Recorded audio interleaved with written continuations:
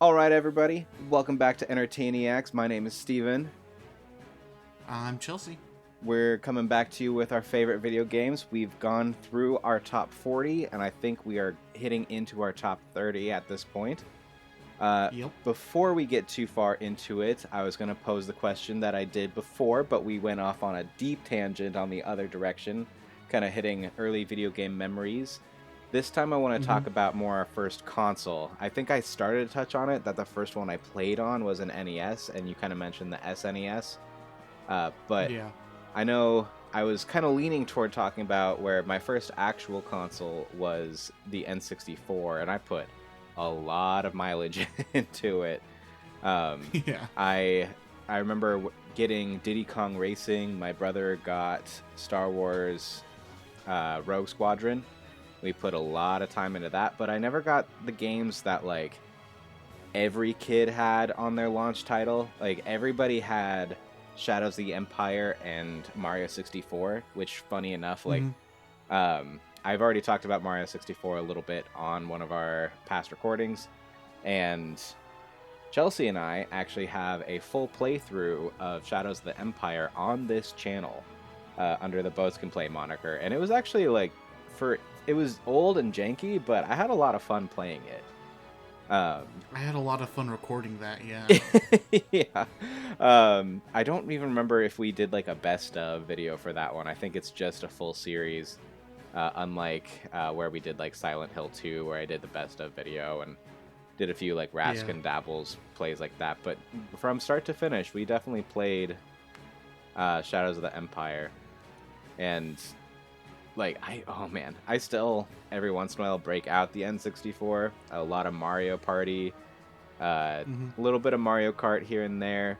Busted out some Pokemon Stadium not too long ago. And like I said, we busted out that same Nintendo 64 when we did Shadows of the Empire however long ago. Uh, Chelsea, what was your first console? Well, we talked a little bit about how our daycare had a Super Nintendo. Mm-hmm. I really wanted one for home, so Christmas, uh, my first console was a Super Nintendo, Really? and yeah, and it had Super Mario Kart and Star Fox. Oh. And of course I eventually got some Mario games and the first Super Star Wars, and yeah, that Oh, was it. yeah. I forgot about Super But Star Wars. yeah, then my second console, which I really got into, was of course the GameCube. Oh, yep. That was, if I'm not counting handhelds, that was also, I think, my second console. Yeah, I was not the bravest kid, so you know, Luigi's Mansion was a launch title, and I played it, and it scared the hell out of me. To be fair, the So I baby, did not play it long. the baby Yeah, is the baby. is really scary in that game. It is unsettling. Also, It like, is like the idea of it and everything. Yeah, it's upsetting. yeah, if you try and think about like the lore of that game, like, are ghosts a species? Or are like, did that whole family, like, did that whole mansion just die? Uh, I haven't thought a lot about it, but like thinking about like a newborn like that, there's a set of twins in there. Like, there are hmm ghost children in that game, and I don't think Nintendo Probably. meant for you to think about it too hard. But like, Yeah. oof. Yeah, probably best not to think about it too much. I'm gonna say in the Mario world, ghosts are probably like their own species. I think that's what they were kind of going for. Uh, but I could be wrong. I don't know. There, because like, you never see like, you never see ghost Koopas. You do see skeleton Koopas Yeah. and other skeleton things along those nature. But like, you don't see anything else as ghosts except for ghosts. In Wario Land 4, Wario can turn into a zombie. But again, physical embodiment, Yeah. not a ghost. I'm trying to think. Like Mario in one of the Mario Galaxy games or both can turn into a Boo, Yeah. but he doesn't die because we Or know what does he? happens when Mario dies. He goes wah, wah, wah, wah, wah, wah, wah, wah. That's true. There's no wah wah wah wah wah wah wah. Okay, I think, and just out of curiosity, what was your first like handheld? Mine was the Game Boy Color, and I remember getting Mario or Pokemon Yellow for that because my dad, I think, was tired of listening to me play one of those like Tiger game systems that like Mhm. had Sonic that looped for like 5 seconds. So he like pulled over as we were going on a road trip, bought me a Game Boy and Pokemon. And I can't blame him. My first handheld was a Game Boy Advance, actually. Okay. Did you have the OG or the SP? OG. This was, like I said, it was like my 5th or 6th birthday. Mm-hmm. You know, it was before like Pokemon Ruby and Sapphire even came out, but I was so excited for those games because, my first Pokemon game was Silver, Mm-hmm. which I played the hell out of on my Advance. Chikorita, I believe, was my first starter, and that's still my favorite starter. Boo. Hunt that thing like a football. Oh, is this going to turn into a fight now? Yeah, probably. Totodile was the OG.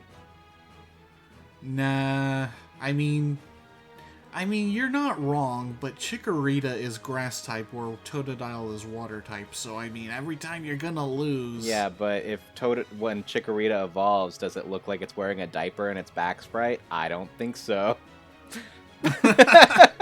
I'm sorry, that's a plus? Oh, it's a big plus. It gave Crocodile personality with a capital Y. Why? Because he's hot.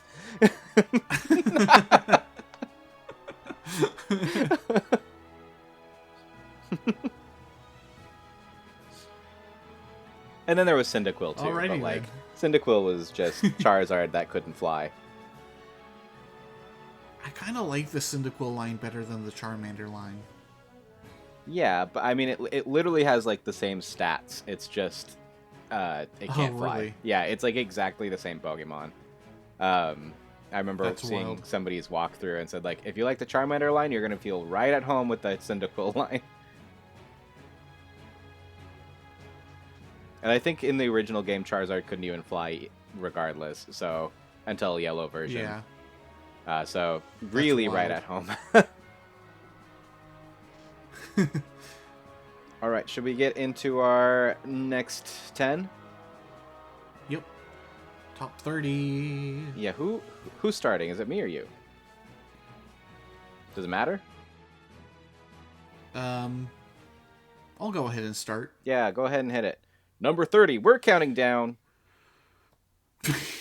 My number 30 is Mass Effect 2. Mass Effect 2. Yeah, last time we talked about 1 and 3. 2 overall, I think, is the best one. 3 still like has the highest highs, but it also has the lowest lows, like I said last time. But 2 has probably the best team, I think. It introduces Mordin, who's like easily the best character in all of Mass Effect, and yeah, it's got an interesting dilemma because you're working with the bad guys basically to stop a bigger threat, and yeah, it's also where Mass Effect 1, the classes, it affected like what you could take. But in Mass Effect 2, they gave each class a special ability that really makes them unique, So that was a really cool addition, and yeah, that's Mass Effect 2.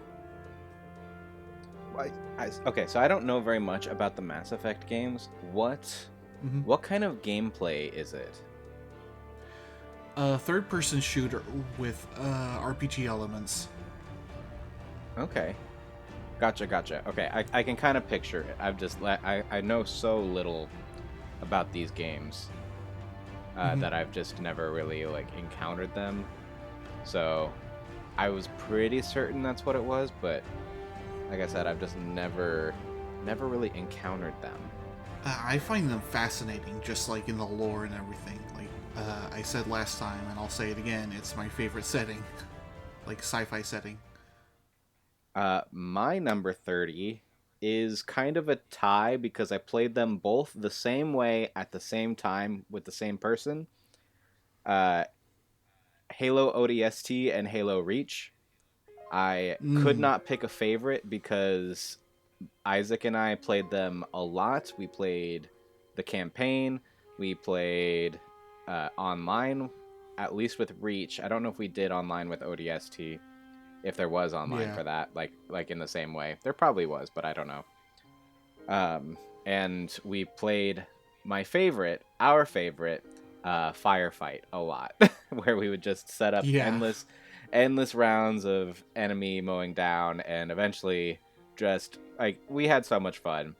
And I think if I'm talking campaign wise, I actually liked ODST a little bit more because it was fun to play as not a Spartan. It Yeah. felt like you were part of a team. You got to go in, and it felt more real and more dangerous because like when you're Master Chief going around, you feel kind of super powered. You lose a little bit of that and get a little bit more grounding when you're playing ODST. But it really came down to just what we were feeling that day on what was kind of what we were leaning toward in terms of uh, how we wanted to play Firefight, and it's weird because like I actually don't have any more Halo games through the rest of this, so it's kind of funny looking at my game shelf over here and I see Halo, Halo 2, Halo 3, Halo 4, and Reach. Hmm. Funny enough, I don't have ODST. I could get it really easily. I just forgot to when I was picking up games. Yeah. But I really think like those are the two I had the most fun with, and I feel like it's situational. Like I think you could say Hmm. like Halo 2 is probably like definitively like the ideal Halo game for most people, at least who were playing it when it was coming out and everything. Yeah. But if I'm being honest, like the one I had the most fun playing, and again it was multiplayer with people. It was probably ODST with Reach right next to it, because we played Halo 4 when it came out too, and we did that multiplayer, and the online was fun, but the game, I remember running through the campaign and thinking like, this is fun, but like it's different, it's a little weird. It feels like it's like it definitely feels like Halo, but like feels like something slightly off. Not bad, but Hmm. not great. I played Halo 3 by myself. I played Halo 2 by myself with obviously some multiplayer here and there. And Halo 1 of that set of Halo games is the only one I haven't played through the main campaign for. I've played some of it, just not all the way through. Yeah. I don't yeah, that that's the Halo base that basically covers Halo for me. I haven't played 5 or like what was it? Halo Combat Unleashed or something like that. Uh. That's. I think that's the new remake that just got announced. Okay, maybe it's It was Halo Combat Wars or something. something. Yeah. There was also Halo Infinite. There's actually a lot of Halo out there, more than I thought there was. Yeah. ODST was definitely harder. I believe like the main characters also were like the cast of Firefly. I want to say. There was definitely a lot of carryover. I think it was 3 of them, like Nathan Fillion, Gina Torres, and Alan Tudyk, I believe. Which Alan Tudyk's in Hmm. everything, so like that's. But Yeah. there was Yeah. I definitely some remember. Halo or some Firefly reference in there, so that brought in that little extra mainstream too. Yeah, I remember when it was like first coming out that people were talking about that. Um, yeah, Halo ODST's campaign I think is cool in concept. I wasn't as fond of it. You know, I only played it once. I didn't really like the rookie because he was like such a blank slate and like didn't talk at all. I mean, that's fair. And I That is thought, a yeah, criticism. I thought that was. it's more about your team than it is about you. Yeah. Yeah, I think Reach really split the difference between Rookie and Master Chief really well. Yeah, I can agree with that. Like I said, I've got these two neck and neck. Like, I think ODST barely edges out on like campaign for me, because I don't remember the Reach campaign almost at all, and I remember a lot of the Yeah. ODST campaign. But like, if I'm talking like multiplayer gameplay, I think Reach was probably a little bit more fun. So like, that's why I had to split the difference there. I was like, these were basically the same experience for me. Yeah, and in Reach, you're not like Master Chief, you know? You're a later Spartan that, is basically just a regular dude who's given some extra training and better armor than everyone else.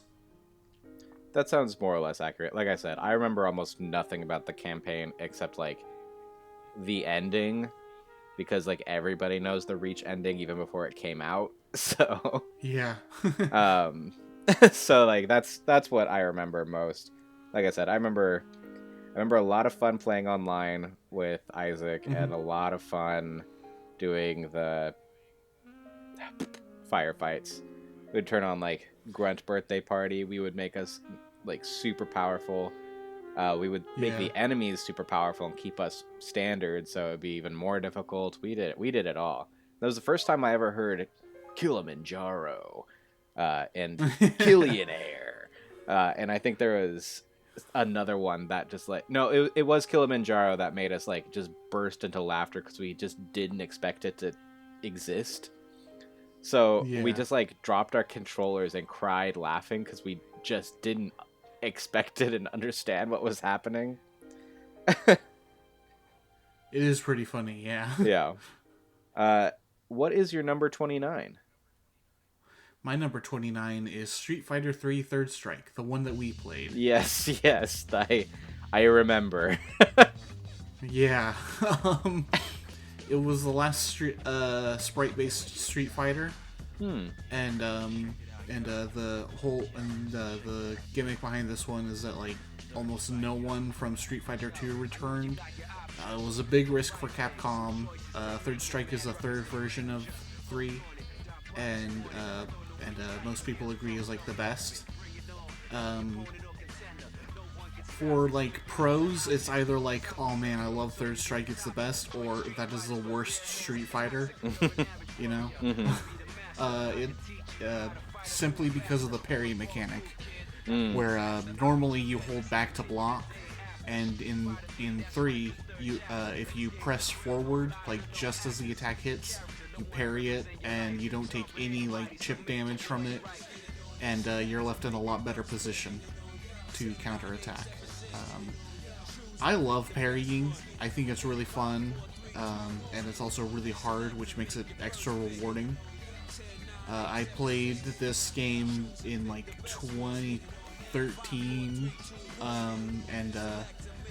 which is when the online edition for 360 came out, where the netcode was really good, and then the Japanese devs just kind of ignored it for a long time. Yeah, I have a story from Third Strike normally I'm very cordial when playing games. Yeah. Like online games, like I want to be respectful and everything. One time I just decided to be a bully. Go on. I'm not proud of it, but at the same time I kind of am because of how I pulled it off. Yeah, I was an asshole, but I did a great job of it. Well, there you go. Basically, in Third Strike Online Edition, you see a disconnect ratio as well as like a connection strength with your opponent just before you fight. I ran into someone with like a really edgy generic 360 gamer tag. I was like, the whole XXX, uppercase, lowercase, uppercase, lowercase. Excuse me. and their disconnect rate was 100%. Oh gosh. So I was just like, you're not sticking with this game, man. I'm just gonna mess with you. So first round, I do nothing but taunt. And of course they take it. Second round, I get a perfect, which means they couldn't land a single hit on me. And they disconnected. Unsurprisingly. Unsurprising. Oof. But yeah, Third Strike was like the first game that I got for it being a fighting game. You know, I was watching a lot of fighting game creators at the time, and you know, getting into the whole community aspect of it, and you know, I wanted to, and you know, this game was at the time, you know, getting a lot of players, so I thought, hey, this is a legendary game, I'm gonna hop on and see if I can get any good. And I played for several months, you know. Yeah, so I remember you got an arcade stick. Yeah, yeah, it was only like $100, so it wasn't too expensive. Yeah, it was a lot of fun to play. I started to get good at parrying, you know, at least fireballs and such. You know, I have no rhythm, so like, so you know, parrying supers was very hard for me. But yeah, I had a lot of fun with this game, and it's one of the best fighting games. So yeah, I felt it had to be here somewhere. It's definitely the one I'm the best at.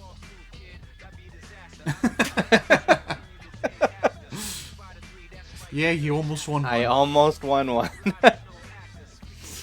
Yeah, there's definitely a video on our channel. We mentioned it before, but I'm not good at fighting games. That Chelsea definitely showed me that like I can't even just like fake it. I feel like I'm an okay video game player. Like, I've played a lot of video games, so I understand a lot of how most mechanics work, at least to some level. I cannot get the feel of, like, rotating a stick and pressing a button combination to get something to work. It's just not in my DNA. I respect it, though. Yeah, fighting games are very much their own beast. Yeah. Recent fighting games are moving away from motion commands. Really? Yeah, like 2XKO and Street Fighter 6 has a modern mode where like you push a direction and the special button and you get a special. Interesting. Yeah, fighting games, I feel like if you're not naturally really good at them, they're very humbling. Yes. Oh, yes. So they float. So, you know, if you're a sore loser, then it's hard to get into them, I think. Admittedly, that's me. I am a sore loser. I can be a bit of a sore winner. I'm not proud of it, but I can admit it. Yeah, I never got to win much things growing up, so, you know, I'm not much of a sore loser or anything. You know, it's just kind of been the natural state for me, being generally the youngest of my friend groups. Yeah. So, yeah, when I do, like, win it big in a game, that feels really good then. You know, yeah, definitely. You know, just because it's not the natural state. But, yeah, it also gave me the tools to be like, yeah, I will play this game just to have the good time.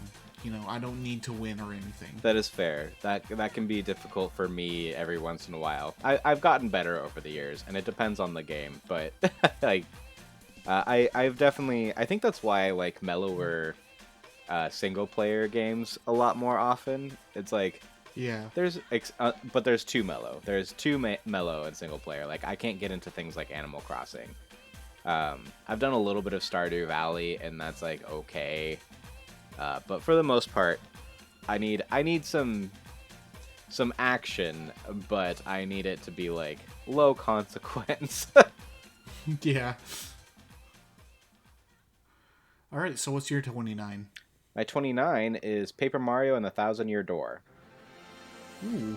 I'll admit I have not beaten the game, but I've played enough of it Neither to have know I. that this is like it's really good. It's a little action RPG, but not in the way that like some of the other Final Fantasies are, or like Kingdom Hearts is. It's still on like a 2D plane, and like there's some like button timing, but it's not horrible for the most part. And I feel like a lot of it is like semi optional, not entirely. You do have to get at least somewhat good at it to get further, but it was really good. The aesthetic is really good. The characters are fun. I'll always remember Koops and Goombella. I got far enough to see like the little Yoshi you get during like the wrestling segment. A lot of the enemies are super interesting. Like everybody remembers the dragon and the three kind of like shadow like witch characters. Yeah. Yeah, it's really good. I think it was one of the first times, not the first time, but one of the first times like Bowser's kind of portrayed as kind of a goofball. As he gets kind of known as more in like the RPG setting than the main Mario timeline, like it's some big like you have to know the Mario lore to really get into Paper Mario Thousand Year Door. And Listen, there's like we gotta kick down Miyamoto's door and know when Mario 2 takes place in the timeline. I'm about to Doki Doki panic in here if I don't find out when this takes place. Oh, fun fact, Steven, did you know? Yeah. Yeah. How far is Mario World and all of this? Like, I know it takes place after Mario World 2, so like, let's break it all down. But yeah, like I can't speak on it a lot, except that I know it's really good. I've had a lot of really good times with it. I worked really hard to get it to work because my copy, I think my GameCube just got kind of old and it would not read my copy because it was like too much data. But once I popped it into like a Wii, it worked. Yeah, that's good. So it took a long time to get going, and then just like life kind of caught up, so I stopped playing because like it's a commitment. Yeah. But no, RPGs typically are, yeah. It's really good though, and I know I'm not the first person to say that. Thousand Year Door is really popular. I think it's got a remake out, or at least coming out, or not remake, on Switch but One. like just It's basically a remaster, yeah. Yeah, remaster. The graphics were spruced up a little bit, but other than that, I believe it's mostly the same game. Yeah, maybe like a couple little things changed or added or taken out, but probably more just like quality of life things than anything. But yeah, that's pretty much it. Unless you've got anything to say on the topic, but otherwise we can move on to 28. I might have something to say on that topic a little later. Yeah, I kind of figured. If I had played more of this game, it would probably be higher. But as is, I feel like in my top 30 is pretty good. Yeah. My number 28 is Dragon's Dogma Dark Arisen. I'm sorry, can you say words that are English? Those are all English words. I don't think they go together. You might be forgiven for thinking that if you looked at the game and saw how generic fantasy it looked. You said Dragon's Dogma Dark Arisen? Yeah. It is a sort of a re-release of Dragon's Dogma with some improvements. This is the RPG from the Devil May Cry people. Uh-huh.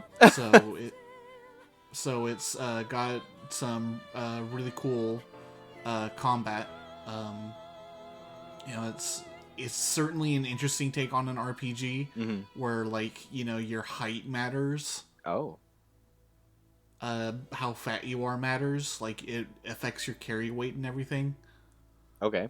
And you can just pick people up and throw them, but like really big monsters, you climb on and move around to get at their weak spots and everything. It's a really cool game, but it's also pretty rough.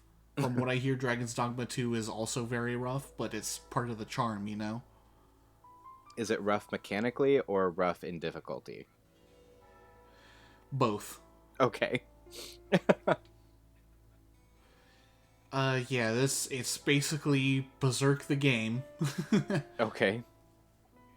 You know, like a lot of stuff is just, oh, you took that from Berserk. You know, and there was even a pre-order bonus for the initial version of Dragon's Dogma where you get like armor from the characters in Berserk. So they were really just wearing their influences on their sleeve there. I mean, if you're gonna do it, like, at least like don't hide it shamelessly. Yeah. Yeah, I don't have a whole lot else to say about Dragon's Dogma other than, you know, it's got some really cool stuff to it. I find it really fun to play, and you know, and just explore and, you know, set up everything and you know, building out your pawn. That's really cool. Basically, your pawn is a secondary character that you can make, and then online you can recruit other people's pawns to make your own little RPG party.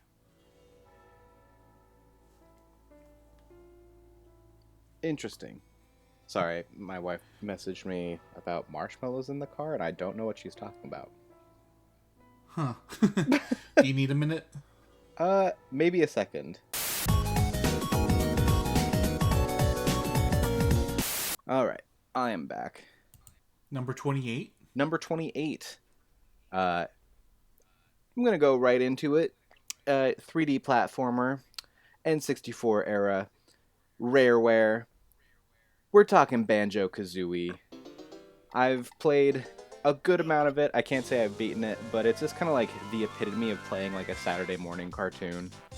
It's goofy, it's fun sound effects, fun mechanics.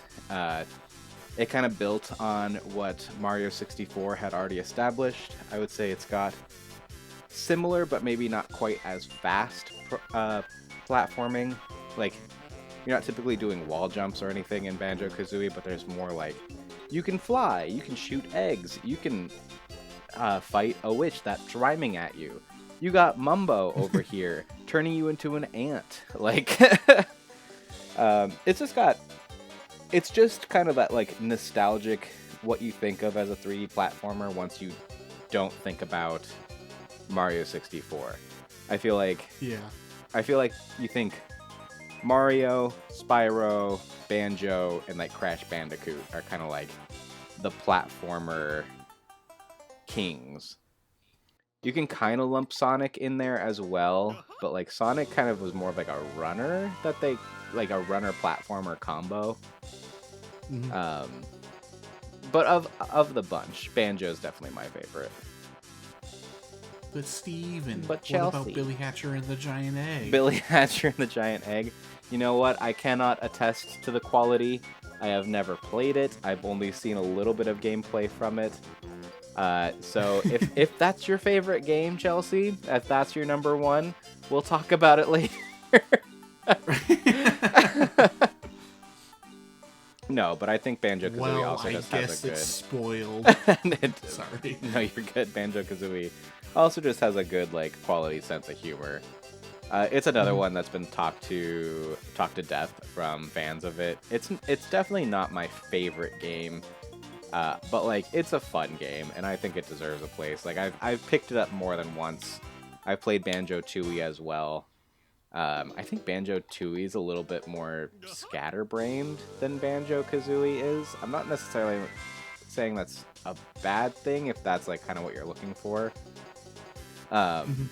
But what I do admire about Banjo-Tooie is it gives you all your moves right at the beginning from the first one, so it does feel like a progression.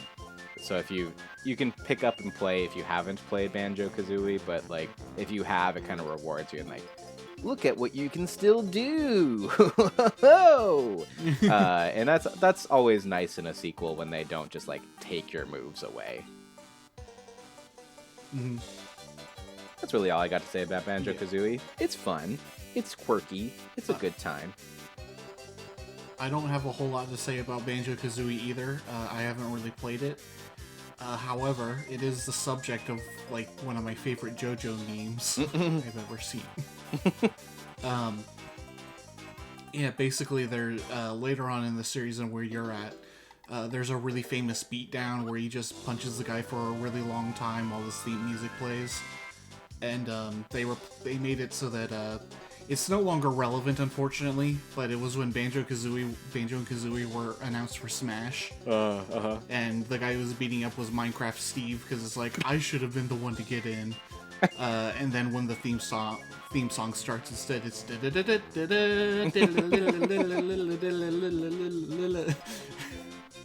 and of course the punch sounds were all replaced with Banjo-Kazooie sounds. Good. It's a great video.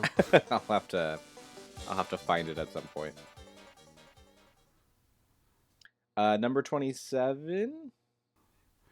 My number 27, speaking of sequels that let you keep everything from the previous game, it's Yakuza 2. Oh. Yakuza 2, Yakuza 1 starts off pretty rough gameplay-wise. There were a lot of improvements in 2, including just keeping all your upgrades from the first game, so your dodge is actually good. They also sped it up quite a bit and made it so that the lock-on is a lot better. But really, I just like how it continued the story of the first one and introduced like my favorite villain of the whole franchise, even up to this point that I've gotten, which is only like 7. And there's like 10 games now. Oh yeah, I want to say. But like he's just like a great inversion of Kiryu, the main character, and Kiryu's portrayal in this game is easily the most interesting he's ever been. It like carried him, like his portrayal in this game is so good that it carries him through his more boring games, you know. Like he's like the generic heroic guy, but he's portrayed in this one as being like naive but so strong that it doesn't really matter. But he's also got a bit of a death wish, because of the events of the first game, and it's just really interesting. The villain is great. He's got some great quotes. The whole thing about Kiryu is that he is the dragon of Dojima. He has a dragon tattoo on his back, and this guy has the King of Dragons tattooed on his back. So it's like a golden dragon. And so it's like, all right, there, and he's called the Dragon of Kansai, and but he hates that name because there's only room for one dragon. Oh. So his whole thing is he just wants to kill Kiryu and prove that he is the one dragon of the Yakuza world. I think my favorite quote from him is, "A real man ought to be a little stupid." Hello? What does that mean? Yeah, he was... the context is that, he was like, he was shot in the back by like this scheming dude, and he was just talking about how stupid Ryuji is, and so he like takes a gun, shoots him back, and says, "Real man ought to be a little stupid, I think." Fair. I guess.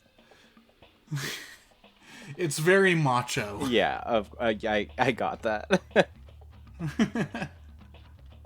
But that's like the fun of Yakuza. Yeah, sure. I've never played a Yakuza game, so I don't have much insight onto the topic except for like little bits you told me over time. Yeah. What's your 27? 27 is Okami. Oh, I I still love need to play that. I love again, I'm not really a game finisher for the most part, so I have not Mhm. finished Okami, but I've played a lot of it. I love that it's basically like a Zelda kind of style game, running around the world, doing dungeons, getting upgrades, but instead of like more gear, you learn different like brush strokes, so you can like Mhm. do different magics by like moving your cursor around and things like that, which I think is just really cool and really fun. The art style, while like a little dated now, still looks really cool. There's just like this just Japanese painted art style that kind of goes across the whole game. I'd like to play. I think it was released for 3DS. Was like Okamiden, which I never played. Mhm. But I think like having the touchscreen for a game like that would be really good. Uh, but yeah, no, like I don't have a lot to go into because I feel like it really is kind of about the experience and like the unique mechanic of the brush strokes and everything. And I have heard that the Yeah. game is really good until it's not, and I don't think I got to the point where it's not. uh, Yeah. so like, I just had a really good time with it, and I remember watching a game play, like a let's play of it when I was younger, which made me just like go out and find it. So I've actually got it on my PS2 and Switch, which you could only get the physical Yeah. copy in Japanese. My brother got that for me um, for my birthday one year. Mhm. So I have a Japanese copy of it on my shelf right now. Just fun little fact. It's just really cool looking, like the thick line work that looks like calligraphy. Yeah. I feel like it is definitely kind of a there. I think it is a little style over substance, but like the substance is still good, and the style is really Mhm. good. Yeah, I've heard a lot about Okami.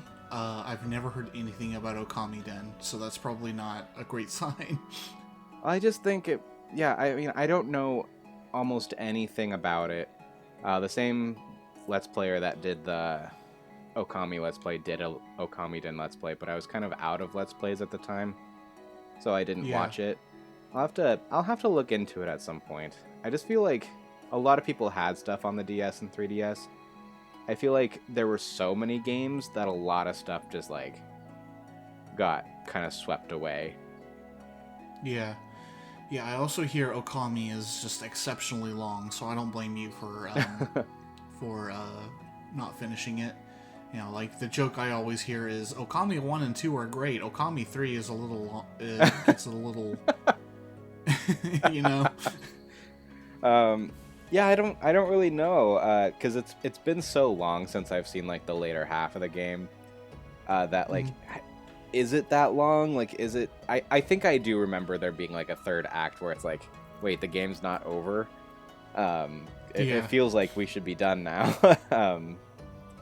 But to be fair, that's a lot of quantity for your game, for a game that was already Mhm. really good. So like, I think they just had more to tell, and like I don't know, maybe they didn't have enough to do like a sequel at the time or something. I don't know. Mhm. But yeah, that's pretty much all I've got at the moment. What's your 26? My number 26 is Legend of Heroes Trails in the Sky the Third. You've got some interesting titles, and I mean literally titles. Yeah, Legend of Heroes is like the most generic series name. But yeah, it's like a bit of an anime styled RPG, you know, like in its visuals and everything. This is the third one, obviously, and you know, it's starting a character from the second game that I was like, "Oh, I don't care for this character, and there's a whole game about him now, and people say that you can skip it because it's mostly just like background stuff and about like the first two games, and it's not as important to the grand plot. But there's a lot of argument about that.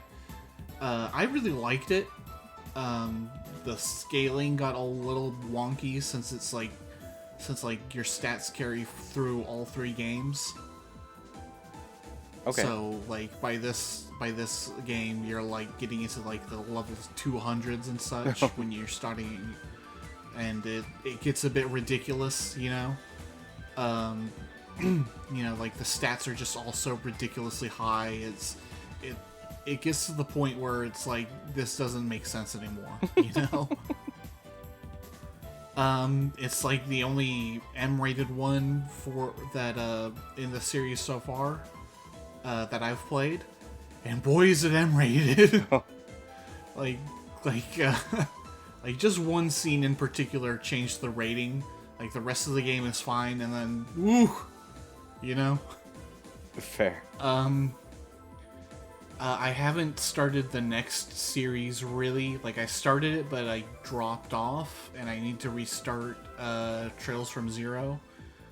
Yeah, this was a really good send off to Trails in the Sky, and I might talk more about that later. Okay. We're almost to the chunk of games that I've like actually played most of or all the way. Oh Almost yeah, there. Because I think to this point, almost there. I think to this point, the only one that I've mentioned that I have played all the way through that isn't um, like not really a start to finish game like Pokemon Stadium or something like that, is Hmm. Pokemon Silver. So Yeah. we're on my last, at least for a good chunk, of games that I haven't like finished, and that is my Hmm. number 26, Metroid Dread. Ah. This, like, I knew it was gonna be good, but I was surprised at how sucked in I got in it for quite a while there until I just got stuck because like it is a very difficult game, and it is like it does Yeah. take a lot of exploration, but the Mhm. mechanics are all super solid. It looks really Yeah. good. I know this game was like notorious for like the title Metroid Dread was dropped like so long ago, and I'm sure it's a Hmm. different game than it would have been. But I remember like people talking about gaming magazines where they were talking about Metroid Dread back in the like SNES days or like just after, and it just never came around. And then we got things like Metroid Prime, and then like Metroid Other M and things like that, and then Oh boy. Metroid disappeared. Like there was a couple little like spin-off things, and Samus was in Smash Bros and stuff, but like there really wasn't Mhm. new Metroid coming out. Everybody was talking about Metroid Prime 4, which is only now finally coming out, because they were like, "Oh Not wow, yet. this is not going well. We're gonna start from ground zero." Uh, but then out of the blue comes Metroid Dread on Switch, and like nobody expected it. Uh, a lot of people were super excited, and I think it got good praise when it was coming out. I don't think a lot of people are talking about it now. The sites are on Metroid Prime 4 at the moment. Mhm. But this is probably the Metroid game. This is definitely the Metroid game that I've put the most time into, and had the Mhm. most fun with. It's just really solid. I've played a little bit of Super Metroid and a little bit of the first Metroid as well, but I if it's not a game I'm extremely into, it is a little hard to go into the retro, because gaming has just evolved so much from the 4-button uh, Yeah. SNES days, and especially the 2-button NES days. To like, I Mhm. can have my fun, I can understand, I can put myself in the mindset, but I don't know if I'm ever gonna sit down myself and play them start to finish. Metroid Dread, I want to go back to, and I do want to like, I want to try and beat it, but I just I got stuck and a little discouraged at the time, so I have not gone back at the moment. but really fun game. All right, and with that, we're getting up to our top 25. Yeah, we're in it exciting. now. Yeah.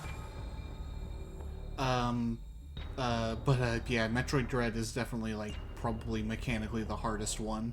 Like that final boss was tough.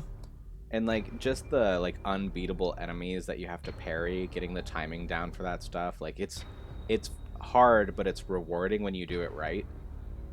Yeah. Which I can get behind a game that's hard but like doable, and like you like it like pats you on the back. It's like, you did great for surviving that. Yeah. Good job, Billy. Now go hide.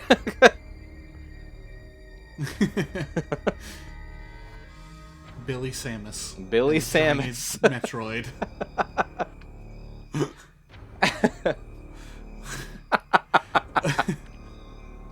I don't know why I got Billy Hatcher on the brain. I played it like 10 minutes as a kid.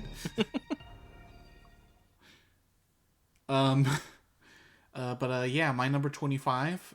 This might be a little controversial that it's above Street Fighter 3. It's Street Fighter 6. Oh. Everybody calm down. Sit down. Let her cook. I just really enjoy the resource management in this game.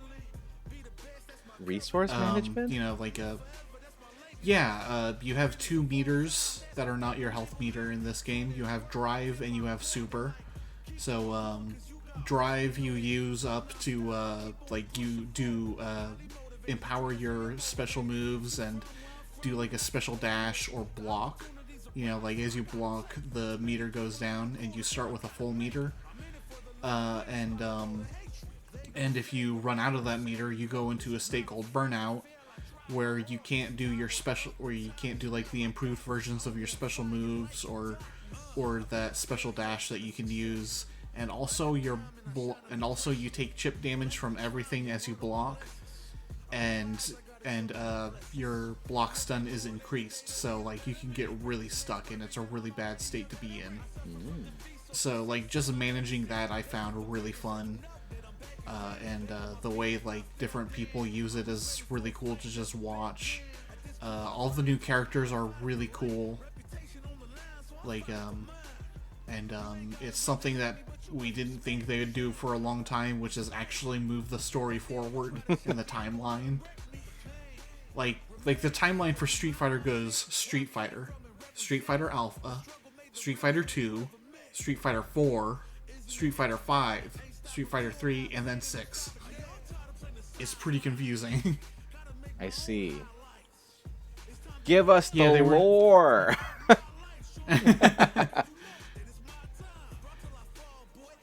But yeah, they went some interesting directions with some of the characters, like Ken being homeless. But what they did with Ryu was really cool, and a lot of the characters really, and and like I said, pretty much all of the new characters are winners. You know, like you got one that does judo and ballet. You got one that does drunken fist and break dancing. You know, they're just really cool. You know. Yeah. Yeah, Street Fighter 6, number 25. My number 25 is a game I have completed with you. Silent Hill 2. Ah. Yeah. I have a lot of fond memories of this game, mostly because I played it with you. I'm sure some of that influences my opinion on this, because I don't have I can't say I've got a lot of survival horror on my list here. But Silent Hill 2 does stand above. I haven't played any other Silent Hill games. I haven't played 1, though I've seen a Let's Play of it. I haven't played 3, though I've seen a Let's Play of it, I think. Of at least most of it. I don't think there are any other good Silent Hill games until maybe like the Silent Hill 2 remake, depending on who you ask. Except for Silent Hill F was supposed to be really good. Yes, that just came out. Yeah. I've seen some stuff about that. It seems very very modern horror. Mhm. It looks cool. I'm confused on how it fits into Silent Hill, or if they're just kind of using the name. Which, to be fair, I think Silent Hill is confused on how things fit into Silent Hill sometimes. I want to watch more of it because there's a good chance I'll never get to play it. Because Yeah. I'm probably not going to collect more generations of other systems unless something else really strikes me. Like, I'll probably get a Mhm. Switch 2 at some point, but I'm not in any sort of rush. But I just can't see myself really going down the PlayStation route at this point. Like, I was given a hand-me-down PS2. I did buy a PS4, but like I've just never been a PlayStation collector, and I Yeah. don't play games on PC typically. So there's just a good chance I'll never play most games that are in these collections. So I don't see Yeah. Silent Hill F coming to Switch. Yeah. Who knows? There are some things that are coming through Switch that I'm surprised at every now and then. So it could happen. I doubt it, but it could. Mhm. But Silent Hill 2, it was really fun, like playing that with you. My obviously like we have a full Let's Play on it on this channel, and yes, Mhm. a lot of my reactions are hammed up, but they are pretty genuine overall. Just kind of hamming it up for the camera a little. But it's got a good story that was really interesting. I appreciated having you as my guidebook, more or less, Yeah. giving me the right tools at the right time, but also letting me just fail in other places. Uh, Mhm. I loved one of my favorite moments is when I beat Pyramid Head the first time and I got really cocky, walked up to it, and you just went, he can still attack. And he kills me, and I'm like, what?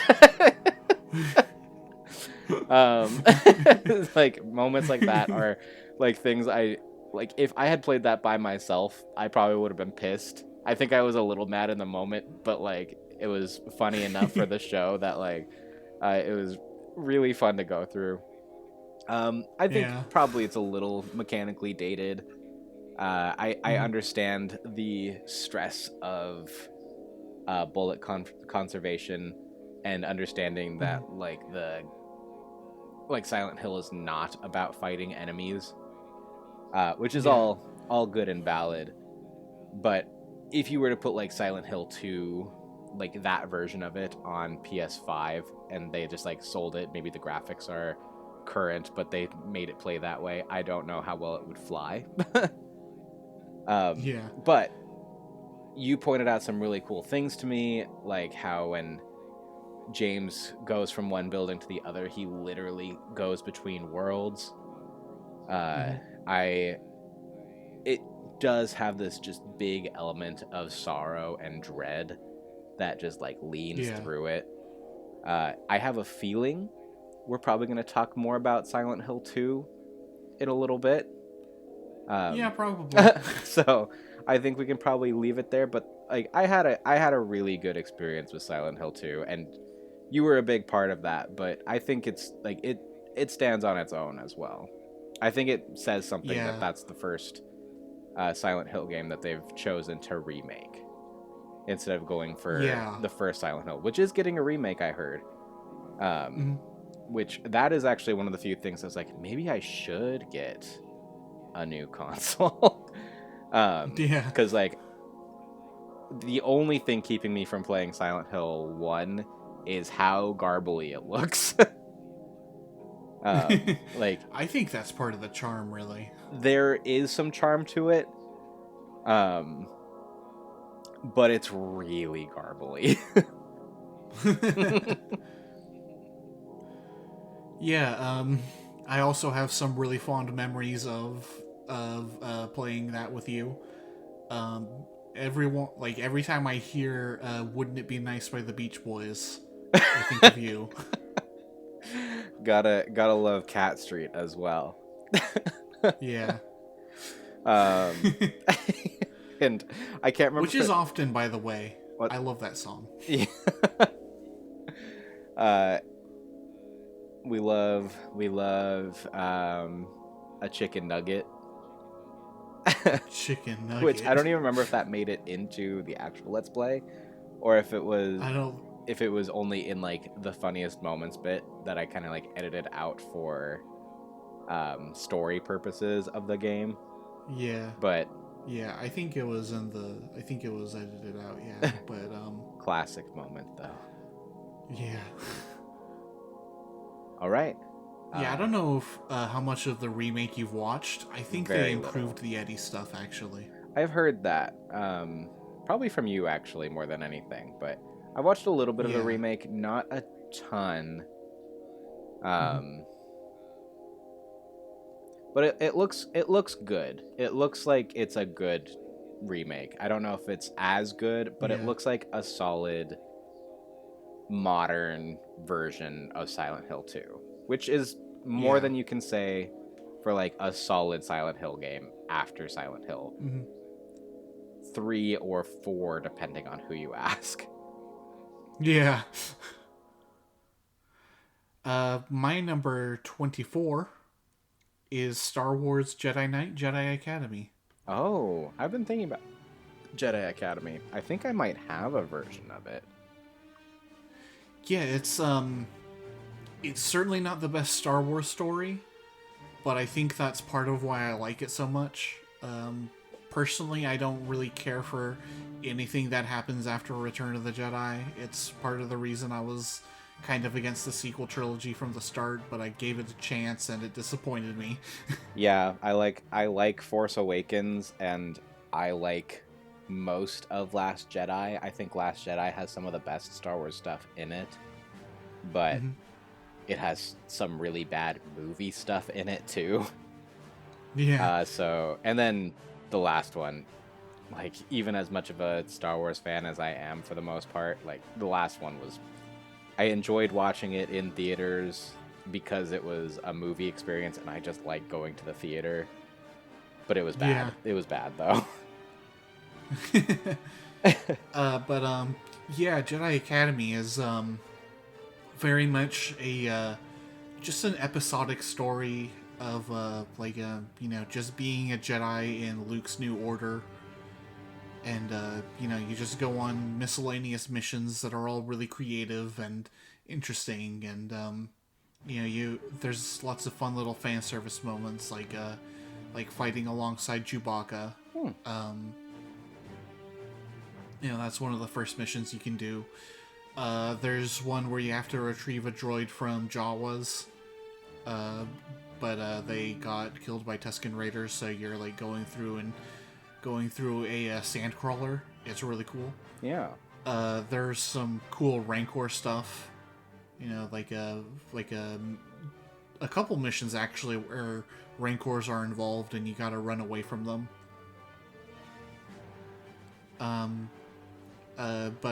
Yeah, the story is almost non-existent, and that's part of why I like it so much. That's fair. It didn't really need one, and it's really fun to play. I've played it a little bit way back in the day. Mm-hmm. I didn't understand it at the time. Like my experience with Star Wars games at that point was like Star Wars Obi-Wan, which is very Mm-hmm. much like you run through, you swing your lightsaber, you've got all your powers. I think some of your meters go up a little bit, but like you are what you are in that game. There's no RPG elements or anything. Yeah. So like getting into a game that had some like develop your force powers and things like this was just too much for my young brain at the time. I was like, I just want to be a cool Jedi now. But I have the Star Wars Heritage Pack on Switch, so I do have a copy of Jedi Academy because that comes with it. It Mm-hmm. has, Jedi Academy, Force Unleashed, Jedi Outcast, Knights of the Old Republic 1 and 2, Republic Commando, and Star Wars Racer. Mm-hmm. And I've played a couple of them here and there just because like I was like sold that it had that many good games in one collection. Even if they Yeah. were a lot of games I didn't play a lot of, I was like, yeah, I'm gonna get that, so I have the opportunity to play some of these. So, with that being one of your favorite games, um, I may pick that up, give it a go. I highly recommend it.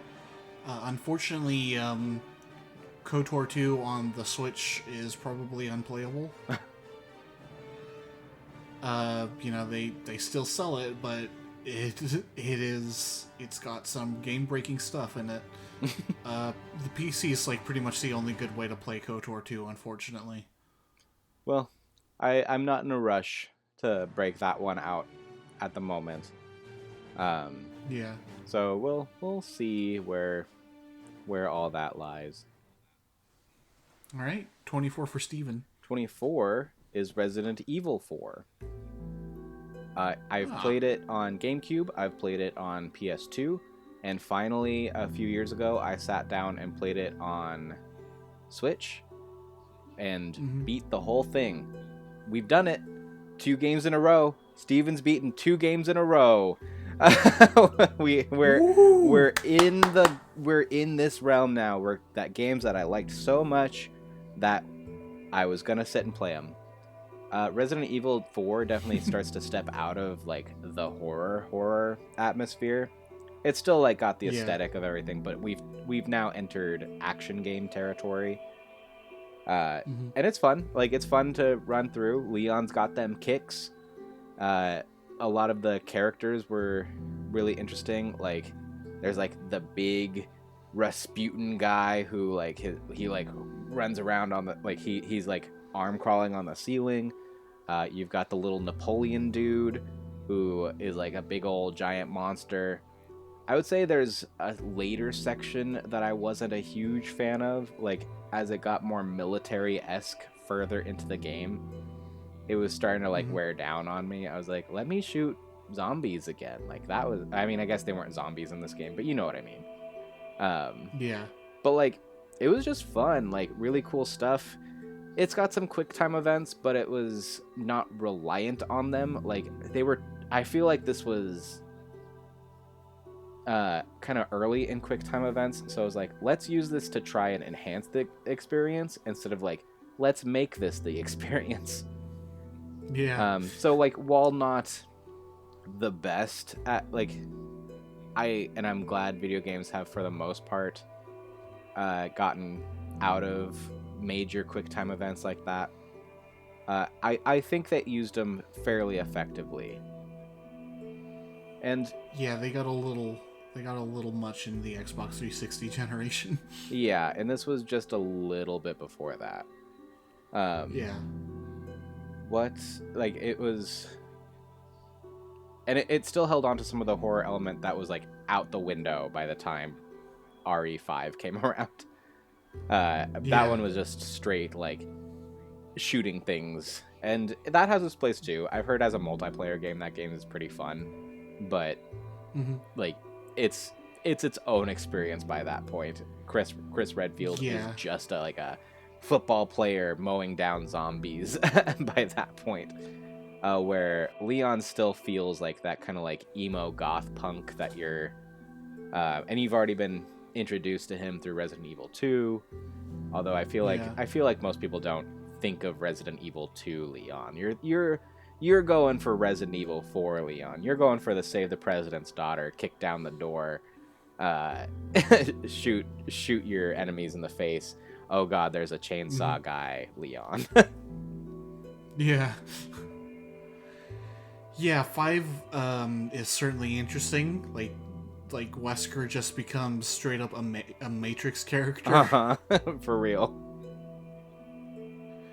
And like finding out that Wesker from Marvel vs. Capcom 3 is in fact a Resident Evil character was like, this guy looks like he's from the Matrix and he's doing some crazy stuff. What do you mean he's from a survival horror game? Yeah.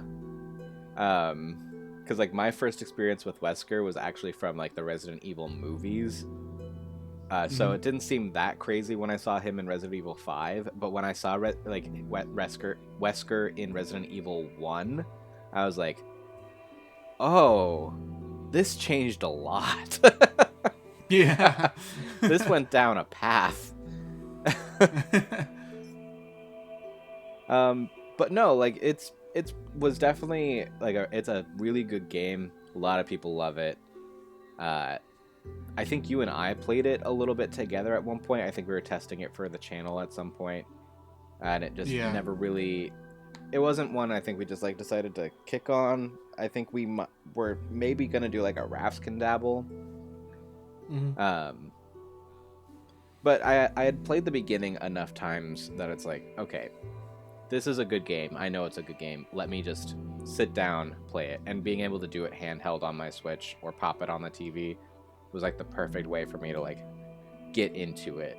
And I like it. I'm glad. Uh, Good for you, Steven. Yeah. Good for you, Billy. Now go hide. So my number 23 is a little game called Dragon Age Origins. Oh, is this the origins of Dragon Age? Not really. The game is called Origins because it's a fantasy, very much a Lord of the Rings but darker sort of setting. And depending on the race and class you pick, you get different origins to play through at the beginning of the game. So, like, the first few hours are totally unique to whatever you pick, and then, like, the story picks up after there. Cool. Yeah, I think it's, like, a really cool alternative to, like either having a set backstory or, like, no backstory. Mm-hmm. It's, like, a backstory that changes depending on what you pick. So, I think that's a really cool thing for an RPG to do. I really like the characters in it, especially Alistair. Alistair's great. He's basically the Aragorn of the game, but he is a goofball who does not want to be king. And who does, really? Who does? Well. Who wants to be king? Well. Recorded in 2025.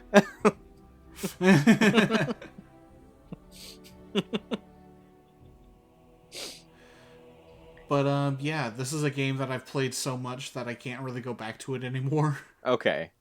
That's part of the reason why it's a little lower on the list. But yeah, it's a shame the direction the series went. I know very little about Dragon Age, so I've definitely heard of it. Yeah. But yeah, that's my 23. What's yours? My 23 feels weird. I think I would probably knock it down a couple pegs based on the way I just talked about the last few games. But I will say this is a game I go back to a lot, even if it's just like for a few weeks and then I'm kind of done with it again, but I know I'll go back to it. Minecraft. Ah. I think it's a little high on my list, but I just love that you can do whatever the hell you want in Minecraft. To me, this is the ultimate sandbox game. I didn't get it at first when people first started playing it, because I was one of those like, it's just cubes, and I'm like, you just don't get it. It's more than just cubes. And so finally, I played it. I was like, it is more than just cubes. It's life. But it really is one of those like Minecraft is what you make it, and I've definitely built things solo and run around a world and just like kind of done kind of a survival version of it. I've gone through and played with Isaac, and we've decided to do like really hard stuff like going into mansions and fighting the NPCs that are in there. So we would just like create weapons specifically to go do that and armor. And it's fun to kind of like just run around as like whatever skin you want. So we would kind of like be our D&D characters at the time and go through. You can literally just build like a city or a shopping mall, or just dig down and mine for diamonds, or you can go into the end and fight the dragon, which I've tried a few times and we've never won because I'm bad. I'm good at games, but not that good at games. Um, Yeah.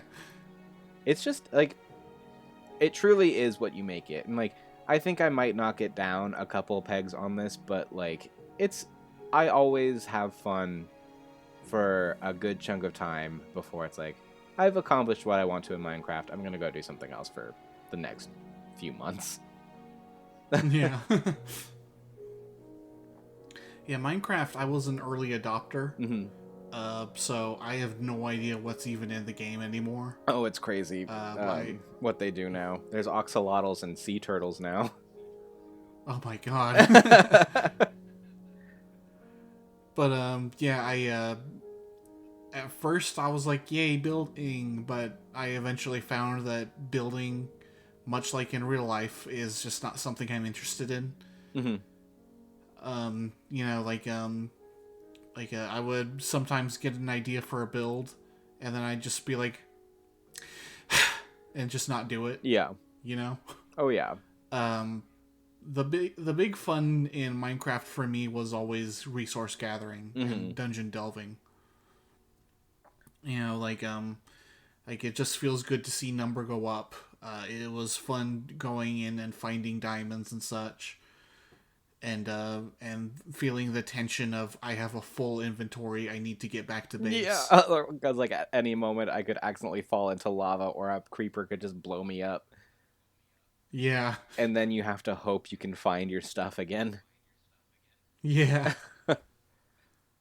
I definitely agree with you there. Like it's Minecraft can be kind of scary and atmospheric in its low poly hmm count.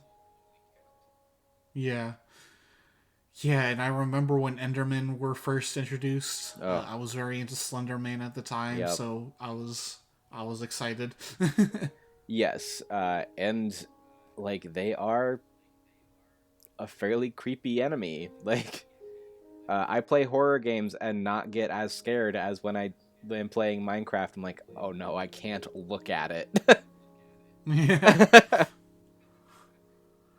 Yeah, and when you do look at it, like its jaw and hinges and everything, it's And crazy. the static builds in your ears, especially if you're wearing headphones. Yeah, Yeah. no, they did a good job. Like again, like that game for what it is, like it accomplishes what it wants to, and I think more. hmm Um, Yeah. I don't like I said, I don't play it as much or go back to it as much anymore, but I know I'm going to again at some point. At some point, I'm gonna want to like go find more resources and work on like a hotel or a shopping mall or a little town.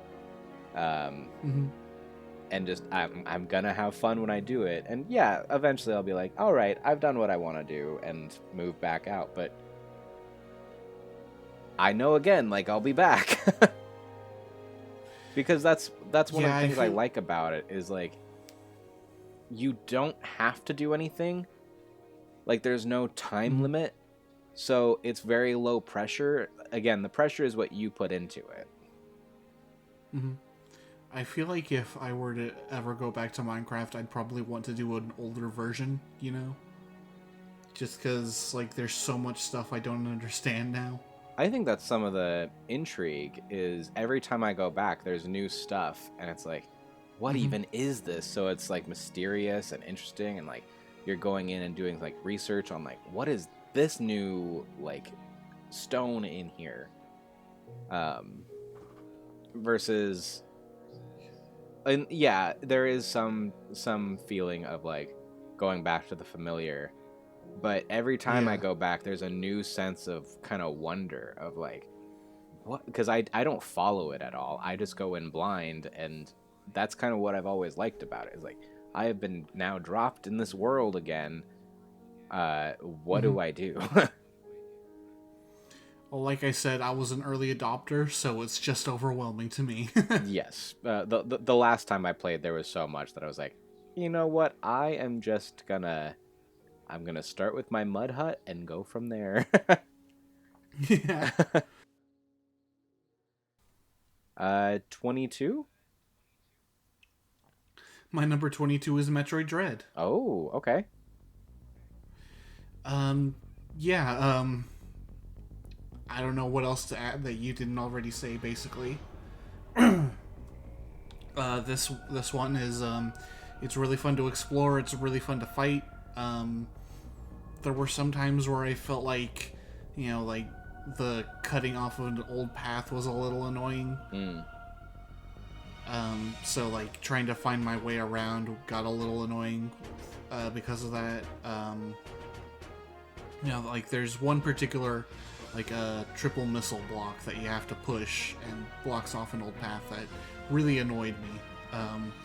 But other than that, the ending was great. It fulfilled it fulfilled something that was set up in Fusion that was really cool. Mm.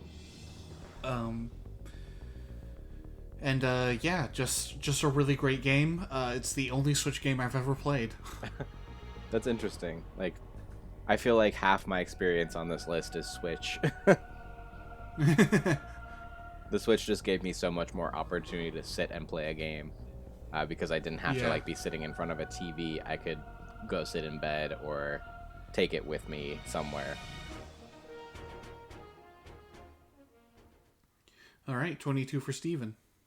22 is one of the games I put the most time in over like all of my years. I mentioned it earlier, is Pokemon Yellow. It was my first Game Boy game. It was my first Pokemon game. It's the game I have started and restarted probably the most because like it's back on the Game Boy Color.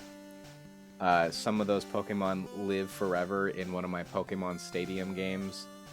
But like I'm not one of those people who like needs to like let my Pokemon team survive for eternity.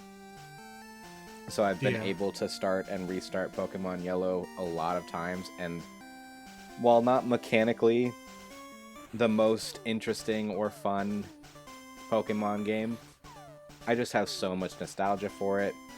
Turning around and looking at Pikachu, who can emote to you, was really great because like the anime had really taken off. So now you're still playing Pokemon Red and Blue, but they've dropped little anime references in there, like where you get Charmander, Squirtle, and Bulbasaur, which was also awesome because like you could only get one of them before. And now you've got that plus Pikachu, plus you see Team Rocket. And I cannot neglect the fact that, once again, on this channel, we have my favorite series we've put out. It was so much fun. Is our Yellow Nuzlocke. It was the first Nuzlocke I had ever done. And, boy, we got intense in a few places. We made good decisions. We made bad decisions. I got to use Pokemon that I wouldn't normally use.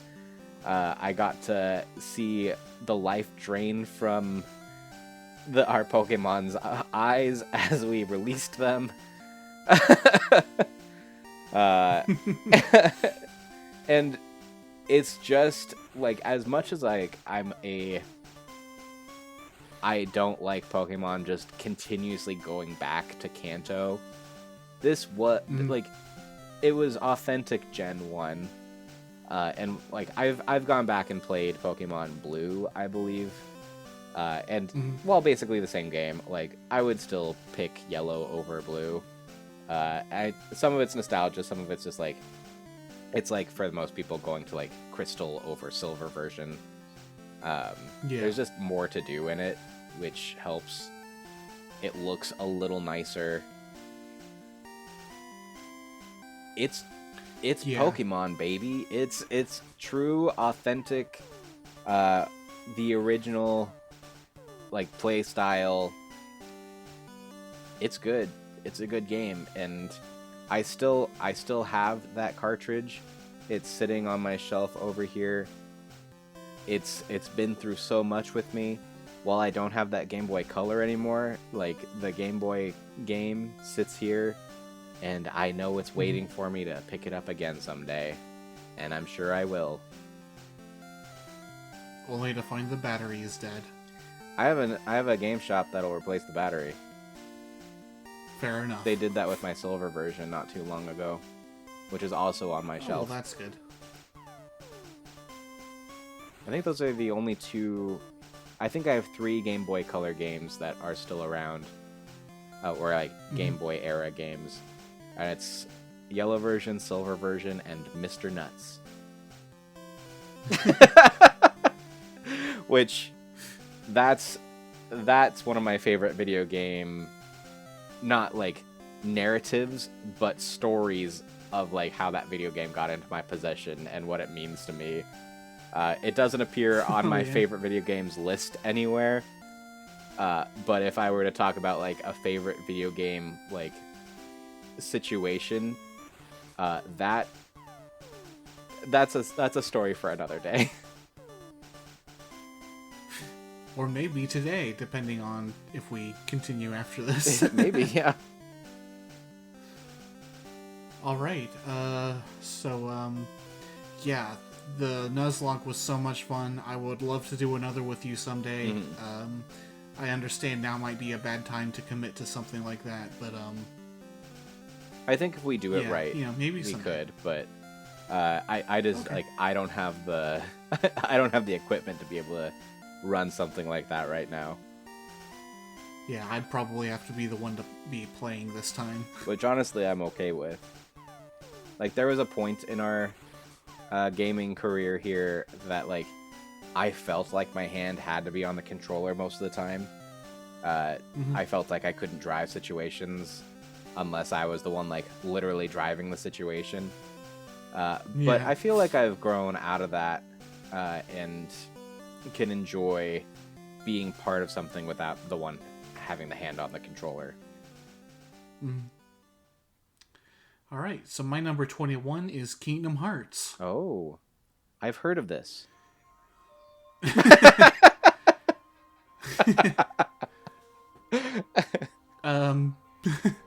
So Kingdom Hearts 1.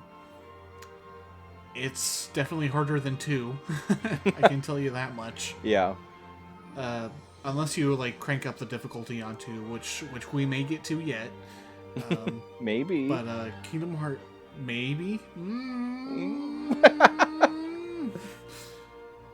But Kingdom Hearts 1 was another very early gaming memory for me. You know, my dad got it at launch and did not get very far. He wasn't that into it. But he was just fascinated by the combination of Final Fantasy and of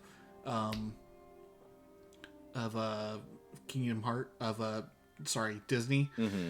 And he didn't really recognize the Final Fantasy characters. Like the one that he had played was Final Fantasy VI, and there's to date only been like one 6 character, I think, in Kingdom Hearts. I feel like Kingdom Hearts definitely went more for like the recognizable 3D era. Yeah. Like, do they really do much with like the 2D era Final Fantasy at all?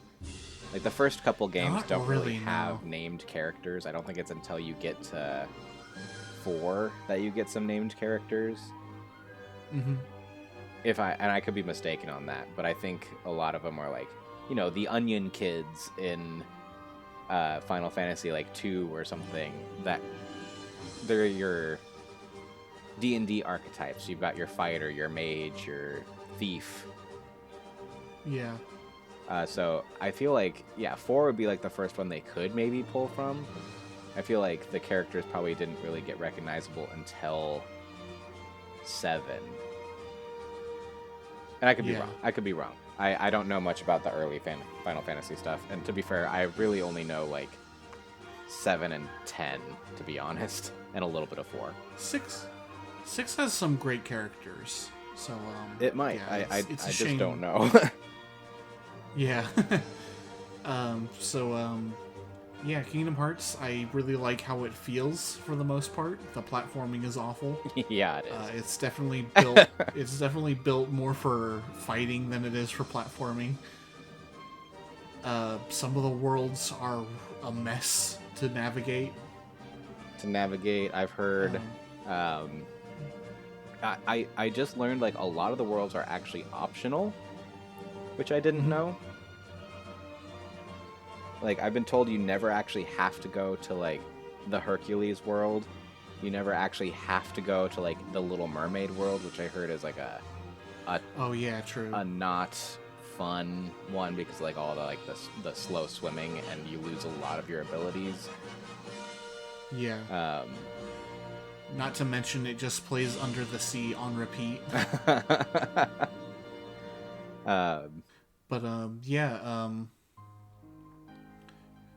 shout outs to Chain of Memories, which is not on this list, but made me really like Riku. His story arc in that game is really cool.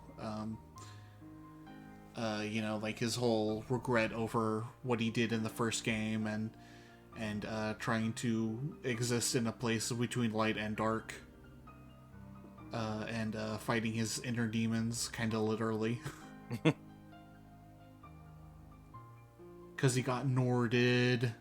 but what about Kingdom Hearts Recoded? What about Kingdom Hearts Recoded? It's the only one I've like played through. And I've heard it has the least to do with anything. Yeah, exactly. What about Recoded? I've sure played it.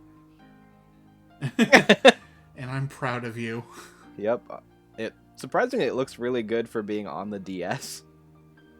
Yeah. But that's kind of most of what I can say about it.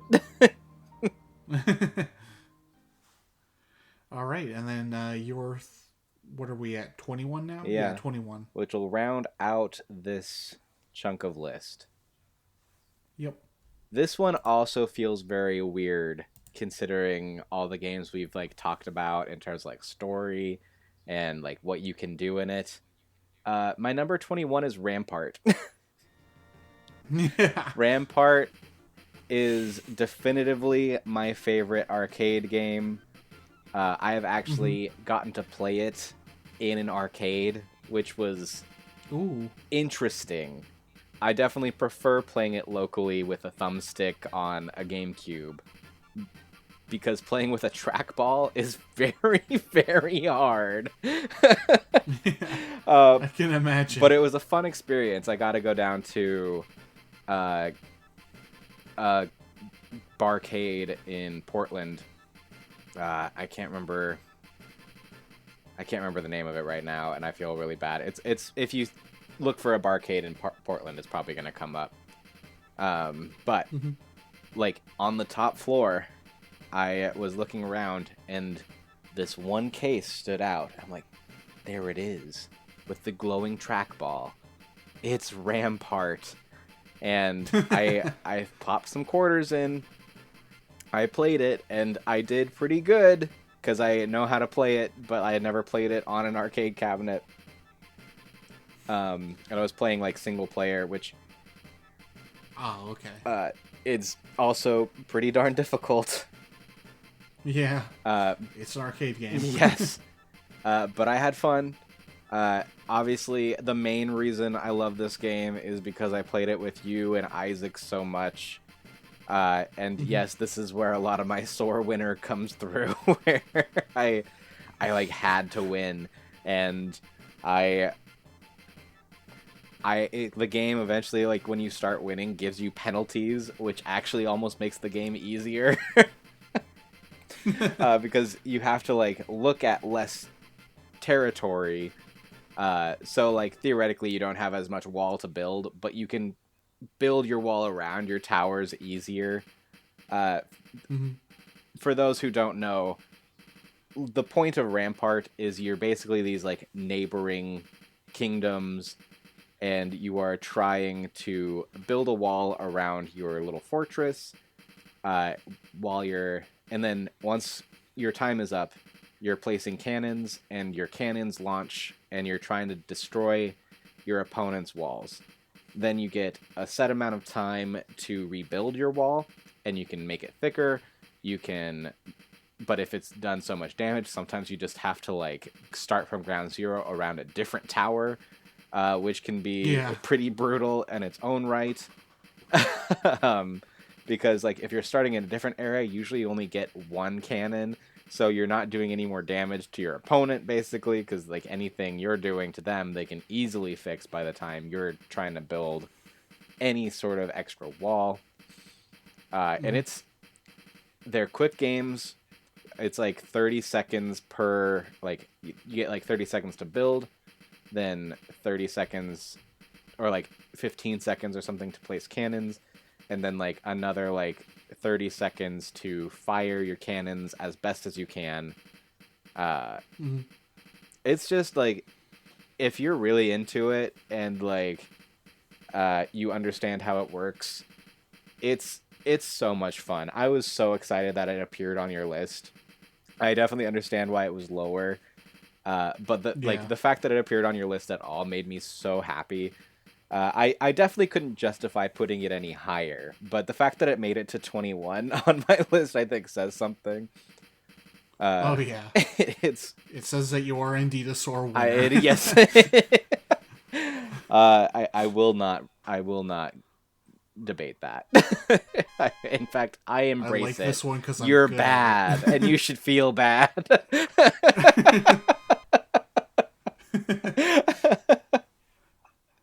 Hey, Steven, want to play some Street Fighter 6? Yeah. No.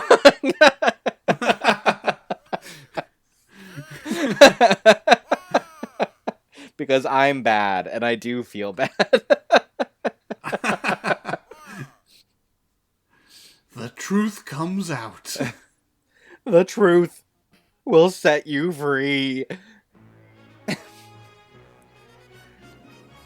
Okay. All right. That gets us through So our that's 30s. our next 10. Yeah, Yep. or I guess through our 20s, because we're going into the teens next. Yeah.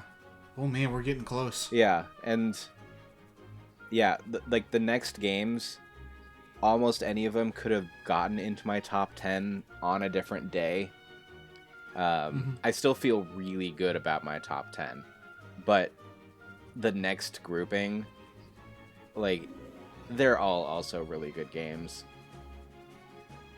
Oh, absolutely. Yeah. I feel like they're the kind of games, like, again, completing this chunk of list out, I think there's one game on here that I haven't put like a ton of personal time into, and then the rest of them, if I haven't beaten it, it's because it's not really that kind of game. Yeah. Everything else is like I've gone through it on several situations more than once. Yeah, we're getting into the good stuff coming up. I still have a couple games on my top 20 that I haven't beaten. I've got one that, like, technically I haven't beaten. Everything else, again, as long as it's the kind of game you do beat, I've at least beaten once. There are a few games where it's like beating it isn't the point. Yeah, there's some things that maybe I haven't unlocked, but I've done the point of the game enough, you know. Yeah. But there's a few in here that, like, I would say that I've beaten that you could even say, like, oh wow, you've beaten that kind of thing. Like, that's how much time I put into some of these. And I'm very excited to talk about a few. A few are going to be kind of like, well, yeah, it's just fun to play. Yeah. But we'll get to that next time. Yeah. Until then, I'm Steven. I'm Chelsea. And we will see you in the next one. Yep.